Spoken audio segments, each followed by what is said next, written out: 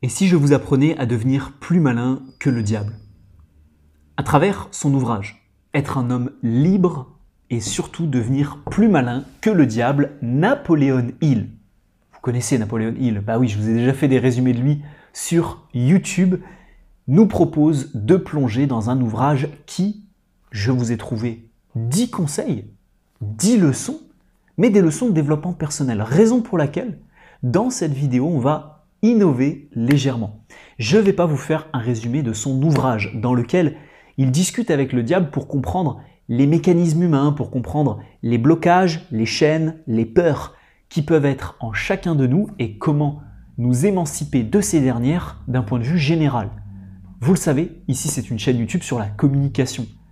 Initialement la prise de parole, mais également la voix, l'aisance sociale, le charisme. Ah oui, charisme développement, c'est le nom de mon site. Donc, je me suis dit que ça pouvait être intéressant de non seulement vous faire un résumé de cet ouvrage et des grands préceptes, des grandes leçons, mais de spécifier tout ça uniquement sur la prise de parole. Alors si ça vous intéresse que sur la prise de parole, vous buvez mes propos, et si vous avez envie de suivre ces conseils sur d'autres thématiques, d'autres domaines de votre vie, qu'est-ce que vous faites? Vous faites un petit travail de réflexion par vous-même. Vous n'aurez pas les 10 conseils dans la description, il faudra les prendre en note. J'ai arrêté de faire tout ça, j'ai arrêté de mettre les sommaires, etc. Parce que du coup, il y en avait qui ne regardaient pas mes vidéos en entier, ils regardaient juste le sommaire, la description, hop. Donc maintenant, il faut écouter ma douce voix, il faut regarder la totalité de la vidéo. Il faut aussi, je crois que c'est ici, être abonné à la chaîne YouTube juste en dessous. C'est un résumé de livres, je vous en ai fait 2 ou 3 cette année. Si vous avez d'autres livres à me conseiller, je vous attends dans les commentaires de la vidéo. Alors, plus malin que le diable, Napoléon Hill, spécifiquement sur la prise de parole. Son premier conseil, sa première leçon, avec sa discussion qu'il a avec le diable dans son ouvrage, c'est le plus grand ennemi de l'homme et le plus grand ennemi d'un orateur, la peur. Mais il existe beaucoup de peurs différentes sur la prise de parole. La peur du jugement, la peur de dire n'importe quoi. Même si on est performant, la peur de ne pas être compris. La peur que le discours ne soit pas intéressant, même s'il est compris par le public. Ça commence à faire beaucoup de peur. Et je crois que c'est d'ailleurs le fondement de l'aisance sociale, le fait d'être à l'aise avec les gens, de s'exposer, de communiquer, de trouver que son message aura quand même une vocation chez ses interlocuteurs. Et surpasser cette peur, ça demande un certain travail. C'est un travail qui majoritairement est psychologique parce que cette peur, elle n'existe pas réellement. Une fois que ce travail psychologique sera fait et que vous commencerez à récolter les fruits de votre travail par de nombreux compliments, par quelques éloges ci et là, vous verrez que cette peur va nettement s'atténuer. Mais quand on va commencer justement à apprendre les rouages de la prise de parole en public, quand on va commencer à faire ses premiers discours, quand on va commencer à faire ses premières vidéos, quand on va commencer à engager la conversation avec de nouvelles personnes, cette peur va être très présente. C'est d'ailleurs la raison pour laquelle la première formation que je recommande à toute personne qui partirait de zéro, c'est ma formation Aisance illimitée. Parce qu'on traite justement dans l'un des modules de cette formation toutes les peurs qui peuvent exister et je vous donne des conseils précis pour les annihiler. Cette peur, c'est vous-même qui la créez. Ce n'est pas un ennemi extérieur, ce n'est pas quoi que ce soit. C'est pour ça que c'est peut-être le plus grand ennemi que vous avez. Il faut vous en débarrasser, il faut l'annihiler, il faut la réduire. Et c'est la première leçon que Napoléon Hill tire de sa discussion avec le diable. La deuxième leçon, c'est cette notion d'indécision. Alors moi, l'expression française que j'adore, le cul entre deux chaises, je ne sais pas pourquoi, à chaque fois que je donne des expressions un peu françaises, je prends l'accent du sud-est, l'accent du sud-ouest, mais le cul entre deux chaises, c'est une situation que j'ai toujours détestée. L'indécision, c'est quelque chose que j'ai toujours détesté. Je préfère que les choses soient carrées, je préfère que les choses soient nettes, et l'indécision, c'est une situation dans laquelle je ne me suis jamais trouvé confortable. Vous en conviendrez, vous me direz sûrement, oui William, qui se trouve à l'aise dans l'indécision? Eh bien, figurez-vous qu'il y a des gens qui sont plutôt à l'aise dans des situations un petit peu bancales, dans des situations un petit peu délicates, quand ils ne savent pas trop où aller. Ils n'ont pas, on le verra, c'est une des dernières leçons aussi de son ouvrage, de vision claire. sur les choses, sur leurs projets, sur les obstacles qu'ils ont à surmonter. L'indécision, ça peut vous tuer sur une prise de parole en public parce que ça peut vous faire énormément hésiter. Et le tic de langage que tout le monde a lorsqu'il est indécis,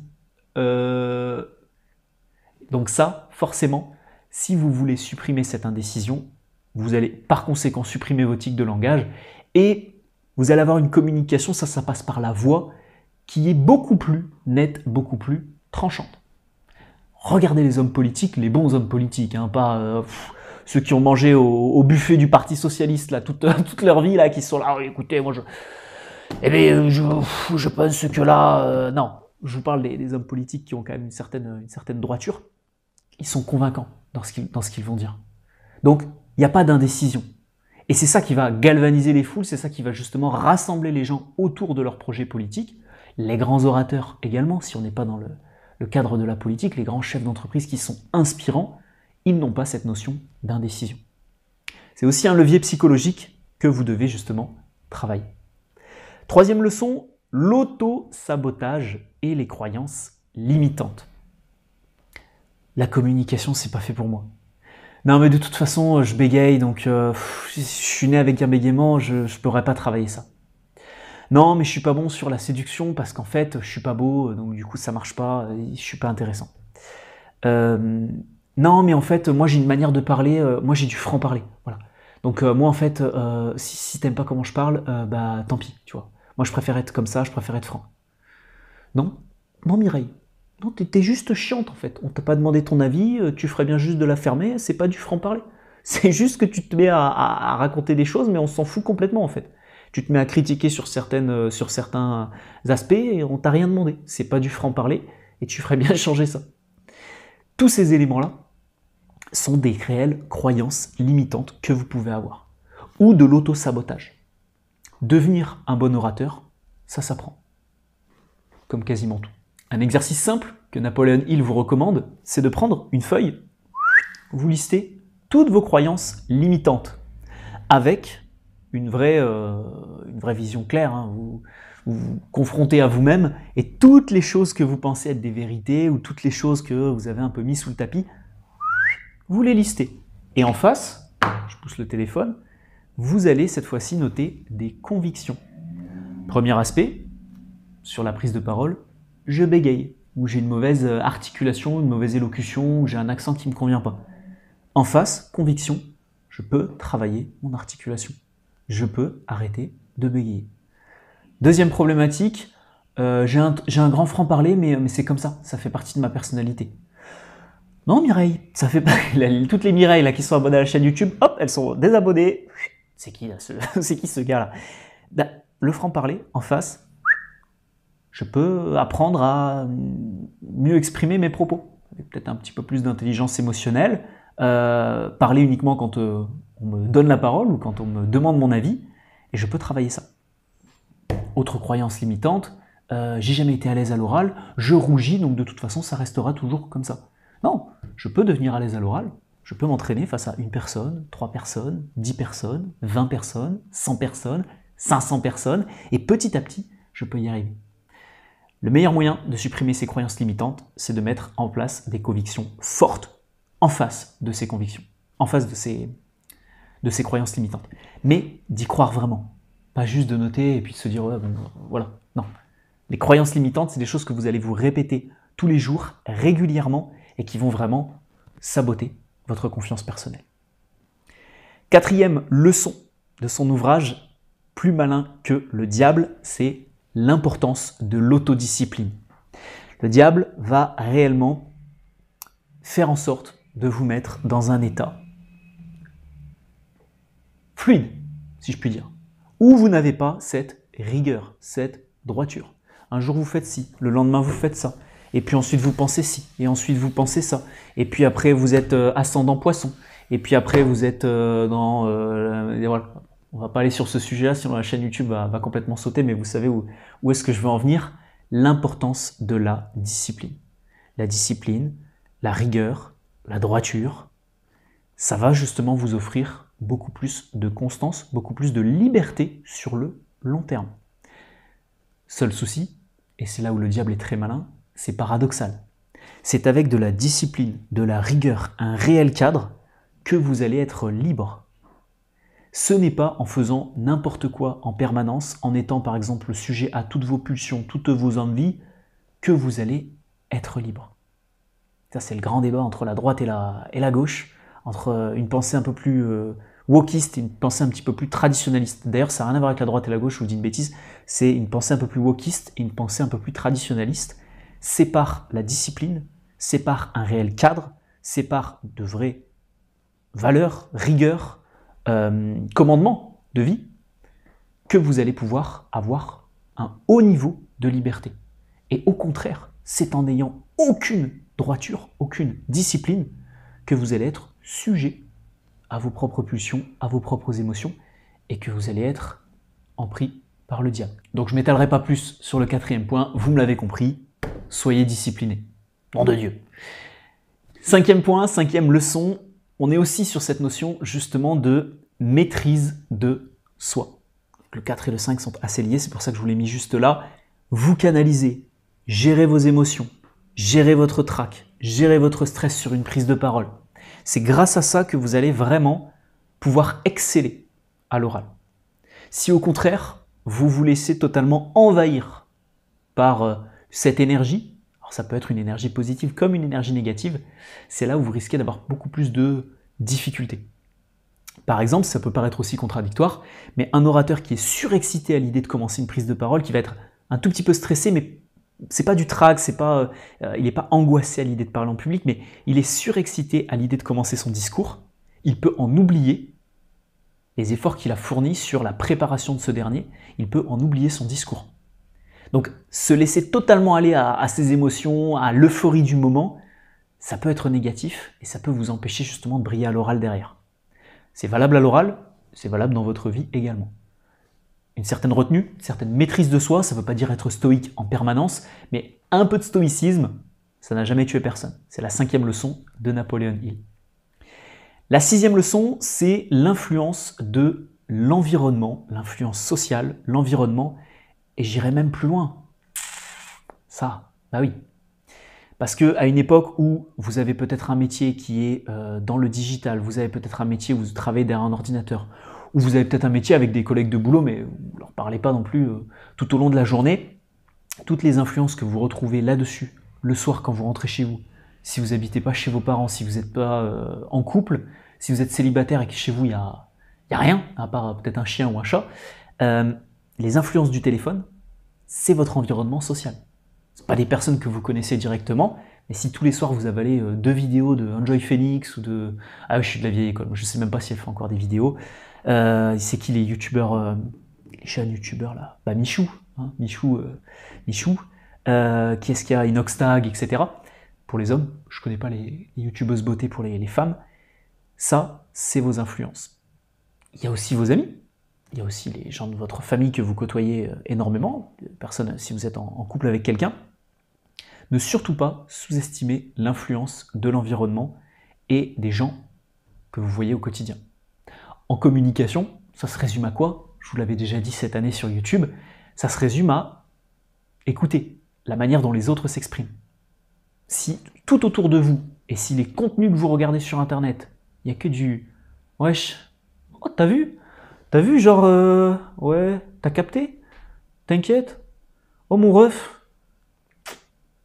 Bah forcément, vous allez vous exprimer comment? Pas de la même manière. Hein. Vous n'allez pas commencer à avoir un langage un petit peu plus élaboré, un petit peu plus élevé et un petit peu plus chatoyant. Donc faites très attention aux personnes qui vous entourent et justement à leur niveau d'éloquence.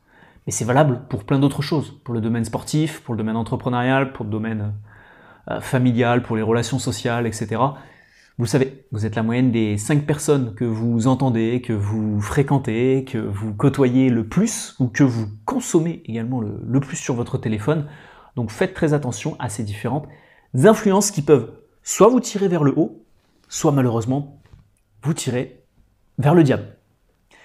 7e leçon de l'ouvrage de Napoleon Hill, j'en profite juste pour vous faire une petite parenthèse. Si vous souhaitez améliorer votre éloquence, votre aisance sociale, et que vous voulez commencer par une formation gratuite, premier lien dans la description de cette vidéo, vous avez ma formation Master Communicant.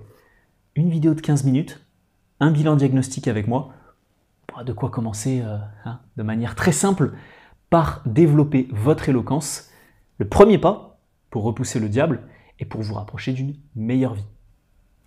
Sur ceci étant dit, 7e leçon de l'ouvrage de Napoleon Hill, la détermination et la persévérance. Et là, forcément, sur le sujet de la communication, de la prise de parole, c'est pas une compétence qu'on développe en claquant des doigts. C'est une compétence qui se travaille de manière régulière, quotidienne, sur le long terme. Si on est membre d'une formation, d'un groupe de prise de parole, si on suit du coaching avec un spécialiste, ça prend pas 6 mois pour travailler cette compétence-là. Mais, ça dépend d'où on part. Mais travailler sa communication, c'est le travail vraiment régulier à faire. C'est pour ça que quand je fais du coaching avec mes élèves, c'est pas une session tous les 6 mois, mais c'est tous les jours des exercices ensemble. C'est toutes les semaines des immersions en visio avec moi et tous les jours des exercices à faire avec moi en coaching. C'est hyper intensif, ça je le garde qu'à quelques petits élèves ci et là, et je ne prends qu'une personne à la fois, mais ça permet d'avoir des résultats rapidement. Parce qu'il faut avoir cette notion de persévérance. Quand on a envie, moi le premier, quand je me mets à apprendre l'italien, quand je me mets à faire du piano, je commence, boum, je fais 10 jours, 15 jours, 20 jours d'apprentissage et après, je retourne dans mes travers parce que ce n'est pas ancré comme une réelle habitude. La persévérance, c'est ce qui vous permettra vraiment de réussir sur le long terme. Et c'est ce qui repoussera encore une fois le diable. 8e leçon et 8e apprentissage de Napoleon Hill, l'apprentissage en continu, justement, et l'état d'esprit ouvert. Je me souviendrai toujours, j'avais un client à moi, Pablo, si tu passes encore sur mes vidéos YouTube, que j'avais rencontré sur Nice, parce qu'il fait de l'immobilier sur Nice. On a fait du coaching ensemble sur 60 jours, donc on s'est vu tous les jours pendant 60 jours, donc forcément, ça tisse une vraie amitié professionnelle. Et on s'était rencontrés sur Nice et il m'avait dit, parce que lui, il a une certaine expérience professionnelle dans son secteur d'activité, c'est quelqu'un qui était beaucoup plus âgé que moi, qui a déjà construit une famille, etc. Donc je buvais vraiment ses propos, et qui m'avait dit le jour où tu arrêtes vraiment d'apprendre, ou le jour où tu arrêtes d'avoir de l'ambition sur un des domaines de ta vie, c'est malheureusement le jour où tu vas commencer à décliner. On pense et on se dit, à tort, qu'on va se stabiliser. Par exemple d'un point de vue physique ou d'un point de vue business, en termes de chiffres, en termes de ceci, cela, d'un point de vue connaissance par exemple. On a lu 200 livres et puis après on se dit, je vais garder le même niveau quoi. Non, pas du tout. Ça va être la chute libre. Ça va être la chute libre en quelques mois. Tu as mis des années et des années à construire, à apprendre tout ça, à façonner tout ça. Mais si tu arrêtes justement d'avoir cet esprit ouvert, cet apprentissage continu, cette volonté de te développer, ça va prendre que quelques mois, quelques années pour péricliter.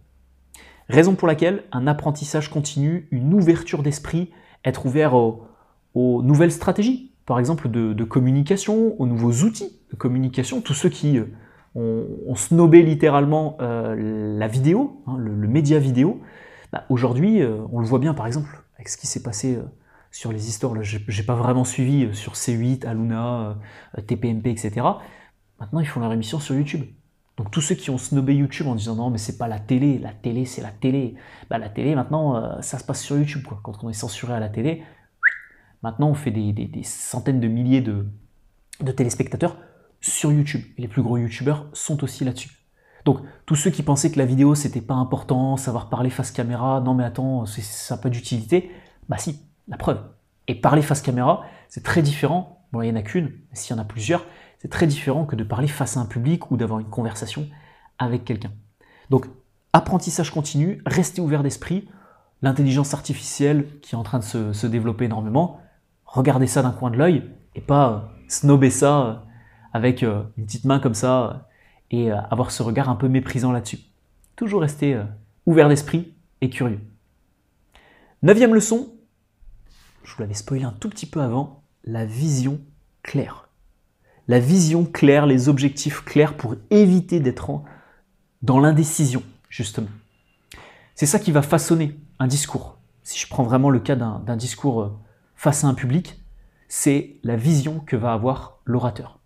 S'il n'a pas une vision claire de ce qu'il va dire, alors En fait, je vais vous raconter... Alors, ce que je vais vous raconter, ça s'est passé il y a 4-5 ans. Non, voilà, ça donne quelque chose comme ça. C'est désagréable. Par contre, si vous savez exactement quelle anecdote vous allez raconter, boum, je vous raconte mes dernières vacances en Italie. Je suis parti en Toscane pendant 5-6 jours. Je suis parti en mars 2025. Je voulais absolument faire la Toscane vu que j'habite sur Nice. Je suis pas très loin en voiture. Et j'y suis allé, je m'y suis rendu. Les apprentissages que j'ai tirés de ce voyage, c'est que c'est très sympathique de partir tout seul sur un coup de tête dans un superbe hôtel resort avec pour seul objectif que de découvrir le paysage, la culture, la gastronomie et de faire de nouvelles rencontres. Boum. Et là, c'est structuré. Point numéro 1, je vous explique voilà, le côté dépaysant. Point numéro 2, je vous explique le côté culinaire. Point numéro 3, c'était un objectif que j'avais et qui est maintenant rayé de ma to-do list. Voilà. Tac, tac, tac. Vision claire, discours plus cohérent. Il n'y a pas besoin de s'étaler plus sur le sujet. Et 10e leçon du livre de Napoleon Hill, la foi en soi. La foi en soi et en ses capacités. Et j'irai même plus loin, la foi tout court, hein, la foi en Jésus. Ça vous permettra d'avoir vraiment cette confiance. Et là, j'en entends beaucoup trop me dire encore au quotidien, William, comment on développe sa confiance en soi? J'ai pas confiance en moi. Les gars, très simple. Ayez foi en vos compétences techniques. Le reste, vous avez foi là-haut et tout se passera bien.